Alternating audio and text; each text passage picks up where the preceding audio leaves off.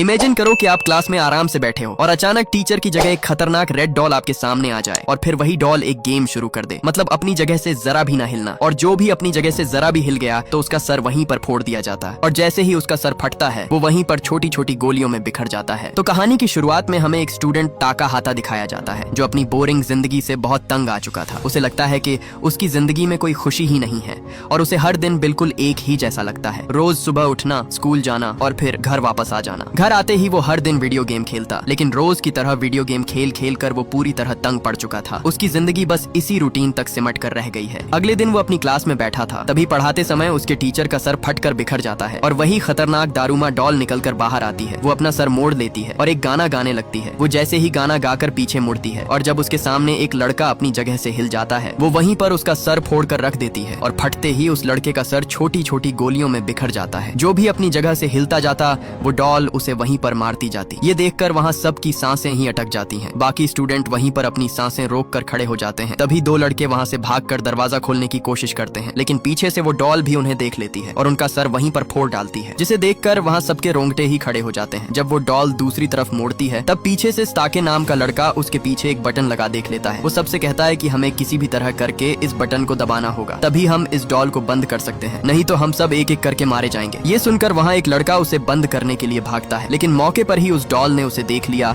और उसका सर वहीं फोड़ डाला। ये देखकर सबके होश ही उड़ जाते हैं, क्योंकि अब उनका बचना नामुमकिन था। ऊपर से उस डॉल के पीछे लगा टाइम भी खत्म होने वाला था, इसलिए सब वहाँ से जान बचाकर इधर उधर भागते हैं, लेकिन वो डॉल भी एक के बाद एक का सर वहीं पर फोड़ती जाती और देखते ही देखते पूरा कमरा लाशों और उन छोटी छोटी खून की गोलियों के ढेर से भर जाता है और आखिर में सिर्फ दो ही लड़के, ताकाहाता और उसका दोस्त स्टाके ही बच पाते हैं। लेकिन अब उनके पास टाइम भी सिर्फ 35 सेकंड ही बचे थे, इसलिए स्टाके उससे कहता है कि मेरे ऊपर से कूदकर जल्दी से उसका बटन बंद कर दो, लेकिन आगे से ताकाहाता मना कर देता है। इधर सिर्फ 5 ही सेकंड बचे थे, इसलिए न चाहते हुए भी ताकाहाता स्टाके के ऊपर से छलांग लगाता हुआ सीधा उस बटन को दबा देता है और खुशकिस्मती से वो डॉल बंद हो जाती है, जिसे देखकर स्टाके की खुशी का कोई ठिकाना नहीं था। लेकिन इसी दौरान वो डॉल दोबारा ऑन हो जाती है और अचानक वो डॉल स्टाके का सर फोड़ डालती है और वो वहीं पर मारा जाता है। वो डॉल ताकाहाता को बताती है कि बटन तुमने दबाया था, इसलिए तुम ही इस गेम को जीते हो। ये सुनकर उसके होश ही उड़ जाते हैं। वो वहाँ लाशों के पड़े ढेर को देख ही रहा था। तभी उसकी दोस्त इचिका आती है। वो उस डॉल को देखकर बहुत घबराई हुई थी। इचिका उसे बताती है कि मेरे सब दोस्त भी मारे गए, मैं उनकी जान बचाना चाहती थी, लेकिन मैं उन्हें नहीं बचा सकी। हालांकि मैंने उस डॉल का बटन भी दबा दिया था, फिर भी उसने सिर्फ मुझे ही अकेला छोड़ा, बाकी उसने सबको मार डाला है। इसलिए ये सुनकर ताकाहाता तुरंत अपना मोबाइल निकालकर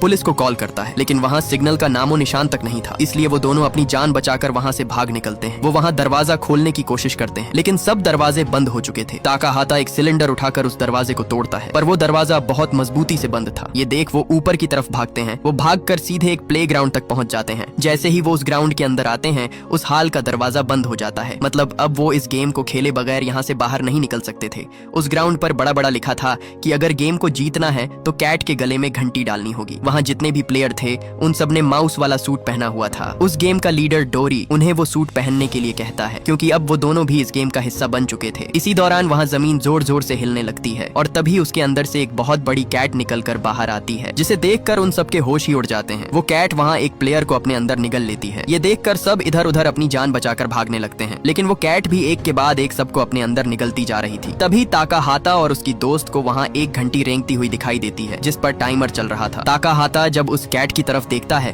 तो उसके गले में बास्केट रिम लगा हुआ था। ताकाहाता समझ जाता है कि हमें इस घंटी को उसके अंदर डालना होगा, तभी इस गेम को रोका जा सकता है। वो जल्दी से सबको बता देता है और तभी वहाँ सबसे प्रो प्लेयर उछलता हुआ उस घंटी को सीधा उस रिम में फेंक देता है, लेकिन आगे से वो चालाक कैट उसे रोक लेती है और उसी घंटी को लेकर वो कैट उसे दे मारती है, जिससे वो सीधा एक दीवार के अंदर जाकर घुस जाता है और वहीं पर मारा जाता है। ये देखकर सबके बीच भगदड़ मच जाती है। सब यहाँ वहाँ भागते हैं और वो कैट भी सबको कुचलती जाती। ताकाहाता ये देखकर समझ जाता है कि ये कैट उसी को मार रही थी जिसने वो सूट पहना हुआ था, इसलिए वो सबको उस सूट को उतारने के लिए कहता है। सब प्लेयर जैसे तैसे करके उस सूट को उतार देते हैं और आखिरकार वो कैट उन्हें छोड़ देती है। सबको लग रहा था कि हम बच गए हैं, लेकिन तभी अचानक वो कैट एक लड़की को अपने अंदर निगल जाती है, जिसे देखते ही उन सबके पैरों तले जमीन ही खिसक जाती है। वो सब डर से इधर उधर भागने लगते हैं। वो कैट भी सबको एक एक करके मारती जा रही थी। तभी भागते समय इचिका नीचे गिर जाती है। वो कैट उसके बहुत करीब आ चुकी थी, वो उसे अपने अंदर निगलने ही वाली थी। तभी मौके पर ही ताकाहाता वहाँ उस सूट को पहनकर उसका ध्यान भटका देता है। वो कैट उसे कुचलने की पूरी कोशिश करती है, लेकिन ताकाहाता जैसे तैसे करके उससे बचता जाता। इसी दौरान वो कैट उसे अपनी पूंछ इतने जोर से दे मारती है कि वो उछलता हुआ दूर जा गिरता है। तभी उसे उस कैट की आवाज सुनाई देने लगती है। वो कह रही थी कि मेरी कमर पर बहुत खुजली हो रही है, इसलिए मुझे सुकून की नींद नहीं आ रही। ये सुनकर ताकाहाता हैरान हो जाता है कि भला एक कैट उससे बातें कैसे कर सकती है, इसलिए वो उस सूट को अपने सर से हटा देता है। हटाते ही उसे उस कैट की आवाज सुनाई नहीं देती। जब वो दोबारा अपने सर पर पहनता है तो उसे उसकी आवाज सुनाई देने लगती है, जिससे वो समझ जाता है कि इन्हीं दो कानों की वजह से वो उसकी आवाज सुन पा रहा था। इसलिए वो भागता हुआ सीधा उसकी कमर पर चढ़ जाता है और उसकी खुजली मिटाने लगता है, जिससे उस कैट को सुकून मिलने लगता है। इसलिए वो उसे और जोर से खुजलाने के लिए कहती है। ये सुनकर ताकाहाता सबसे उसकी कमर पर खुजलाने के लिए कहता है। ये देखकर बाकी सब दोस्त भी उसकी कमर पर चढ़ जाते हैं। इसलिए सब दोस्त उसकी कमर पर जोर जोर से अपने हाथों और वाइपरों से खुजलाने लगते हैं,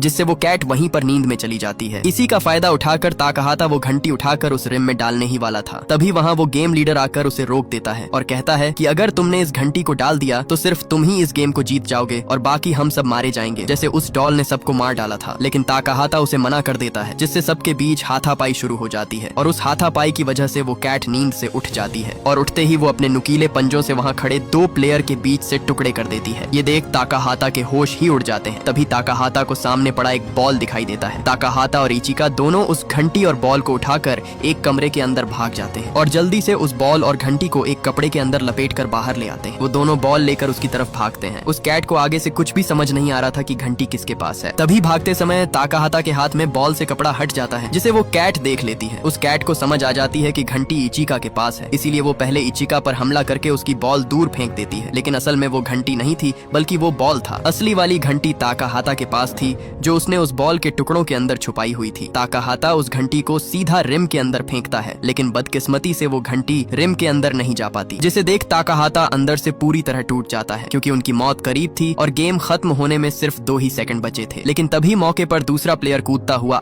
आकर उस घंटी को सीधा उस रिम के अंदर डाल देता है, जिससे वो कैट वहीं पर रुक जाती है और गेम खत्म हो जाती है। वो कैट उनसे कहती है कि ताकाहाता, इचिका और अमाया, सिर्फ ये 3 प्लेयर ही गेम को जीत पाए हैं, बाकी सब हार चुके हैं। तभी वो लड़का अमाया एक तलवार लेकर बाकी बचे तीनों प्लेयर को वहीं पर मार डालता है। अमाया ताकाहाता से कहता है कि अगर हमने उन्हें न मारा होता तो वो कैट हमें जान से मार डालती और मैं ये हरगिज नहीं चाहता था, और उनके साथ साथ हम भी अपनी जान से हाथ धो बैठते। ये सुनकर ताकाहाता उस पर गुस्से होता है, लेकिन इससे पहले कि वो दोनों एक दूसरे को मारते, वहाँ वही कैट अपने मुंह से बहुत सारी गैस छोड़ देती है, जिससे वो तीनों वहीं पर बेहोश हो जाते हैं। इसके बाद हमें एक न्यूज दिखाई जाती है, जहाँ बताया जा रहा था कि पूरी दुनिया में दहशतगर्दी फैल चुकी है और इस दहशतगर्दी में पूरे 200 मिलियन स्टूडेंट मारे जा चुके हैं। और ये दहशतगर्दी कोई और दहशतगर्दी नहीं है, बल्कि वही दहशतगर्दी है जो वो डॉल सब स्कूलों में स्टूडेंट के साथ गेम खेलती है, और अगर कोई इस गेम को हारता जाता वो उसे वहीं पर मार डालती। और अभी तक पूरी दुनिया को ये पता नहीं चल पाया था कि बाकी जीते हुए स्टूडेंट आखिर कहाँ गए, और जो स्टूडेंट बच गए हैं उन्हें एक बहुत बड़े सफेद क्यूब में बंद कर दिया गया है। ये वही स्टूडेंट थे जो उस गेम में विनर थे। पूरे शहर की आर्मी उस क्यूब के पीछे पड़ जाती है। वो उसे रोकने की बहुत कोशिश करते हैं,